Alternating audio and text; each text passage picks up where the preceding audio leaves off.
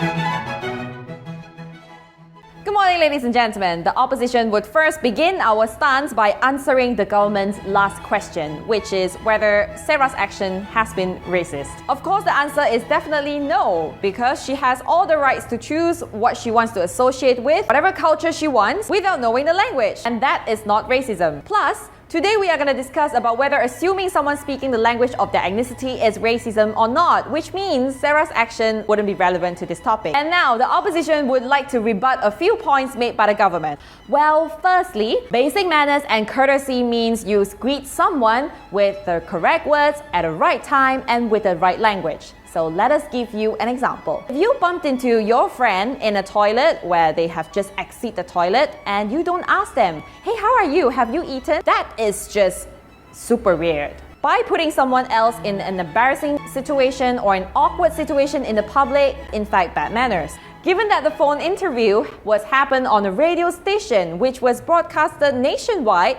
it is public and it could potentially put your interviewee in an awkward and extremely embarrassing situation by asking them a language that they might not be able to respond to or they might not understand. So they also have the right to walk away from the uncomfortable situation. The government really need to relearn what is basic manners, and clearly they are barbaric.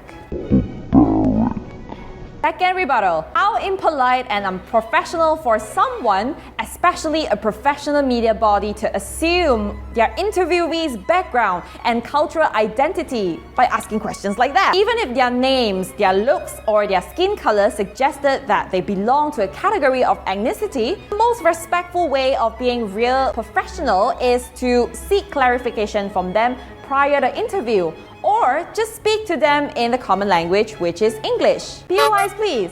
There you go.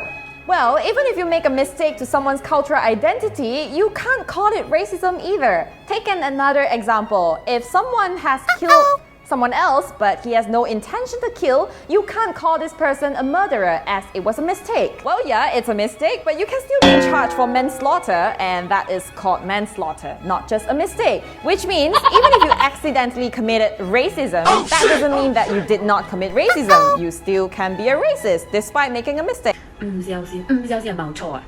above the rebuttals, we have points to support them. Point 1. In the 21st century, it is time for us to accept that physical appearance is not necessarily a reflection of one's cultural identity. This statement came from a viral video on YouTube with the title, "But we are speaking Japanese." In this video, it features an Asian woman who cannot speak a lick of Japanese, while all her other friends are speaking Japanese fluently. Yet, the waitress, who is a local Japanese, refused to communicate with all the other friends, but insists to communicate with the Asian woman as she expects her to know how to speak Japanese based on her looks. While all the other friends have been explaining in Japanese to the waiter how she is an American and couldn't understand the language at all. So eyes please. Do I accept it? Look, the Asian woman who didn't speak Japanese didn't call the waiter racist, or her friends who were speaking Japanese but being ignored didn't call the waiter as racist as well. The term racism is not subjective and it carries a lot of weight, and thinking a Chinese can speak Chinese and thinking a Japanese can speak Japanese, thinking a French can speak French and thinking a German can speak German are not racism. Now, allow us to rebut the point of information being raised by the government with the opposition's point 2, definition of racism. There are a few levels to this, but let us bring up from the first level by the definition by the Oxford Dictionary. The other definition given by the Oxford Dictionary is, racism means the belief that all members of each race possess characteristics, abilities, or qualities specific to that race, especially so as to distinguish it as inferior or superior to another race or races. Moreover, on top of that, given by what the government has given us just now, racism needs to include either prejudice, discrimination, or antagonism. Now, let us give you a classic example. Whether it is intentional to indicate a specific race is superior or inferior or not, even without the intention of doing so, would still constitute as racism. For example, recently COVID-19 started its outbreak and people had avoided Asian food because they believe Asians carry the virus. Or the example of Malaysian was evicted from her home in Perth due to the landlord fear that she carried the virus because of her skin color. They may not have the intention of indicating which race is superior or inferior, but the actions of the individuals have reflected their beliefs that Asian equals the COVID-19. This constitutes to a serious racism, as there is discrimination and prejudice against the race. Second level, let us look into the internal racism, which is defined by Dr. E.J.R. David in his book, quote, "Internalized Oppression, the Psychology of Marginalized Groups," close quote. He described that internalized racism occurs when a member of a group which is a target of racism assumes a racist attitude towards their own group. So, given that Sarah Tiong is an individual whom her nationality is an Australian and has been born and raised in Sydney since she was young, and hence did not learn the language of Chinese, which is pretty common to many such overseas Asians who are not brought up under the Asian culture. And to support this point, let us use the video again as the example to support this point, where racism means a belief you had about a characteristic that a race should have.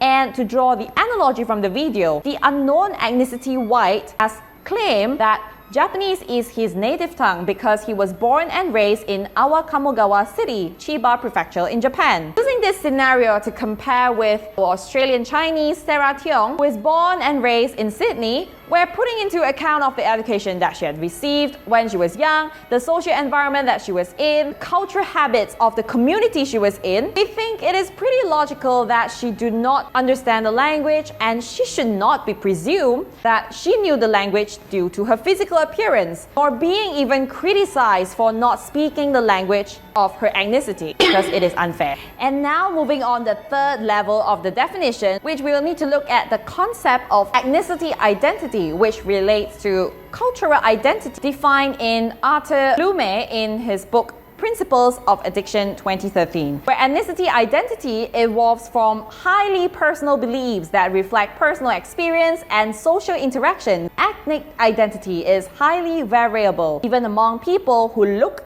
and think alike. The ethnicity on the paper merely suggests that the story of their biological genes, but does not indicate anything else more. Hence, it is important for us to be considerate when reading them carefully, as we need to understand there are fundamental differences, for example, between American Chinese, mainland Chinese, Taiwanese, Australian Chinese, or even other ethnicities such as Malaysian Japanese or African French, as we should not assume one can speak the language or not based on their skin color, or even assuming their cultural identity based on physical appearance. This is just racist. Hence, seriously, whatever kind of Chinese you are, please stop mocking your own kind, and just because they don't speak Chinese as you do, that doesn't make them less Chinese, or it takes away their right of associating whatever culture that they want. And if they don't want to identify as Chinese, it's their right. And based on the government's view on how netizens have been commenting, let us read out some of the comments, where some of the netizens supporting your motion has been calling Sarah by claiming her being petty, stop cooking Chinese cuisine, she should not forget her roots even if she is born and raised in Sydney. I used to like her, but not anymore. Bringing bad name to all Chinese in the world, having a glass made hard, etc. It is rather surprising to see a series of action for discriminating Sarah on her passion of cooking or her profession simply because she expressed discomfort of being assumed to be able to speak Mandarin or Cantonese, or she couldn't. Where this was also emphasized by the MasterChef Australia Melissa Leong, claiming incidents like this are a daily occurrence. Quote, open quote, "It illustrates how deeply rooted racial toxicity in this country, and anyone with a voice in media should know better." Closing quote. And with the above points, by review on the definition of racism and re-evaluating on what is really going on in the situation, there is prejudice, discrimination, antagonism that is being directed to Sarah, an Australian Chinese, and therefore, even without the intention, that is still considered as racism. With the above points, after reviewing the definition of racism and re-evaluating the entire situation between the both parties, taking into account of individuals, the opposition would like to urge the parliament to let this motion fall, as assuming someone who can speak the language of their ethnicity is definitely racism. And in order to stop racism, we need to stop it from internal and to international. Thank you. That sums up the motion of the day, where both government and the opposition has made fantastic presentation on their points. I personally agree with what the government has mentioned, that the assumption made was a genuine mistake, a misunderstanding, and based on the latest updates, the Australian radio station has already issued an unreserved apology and Sarah has already removed the post.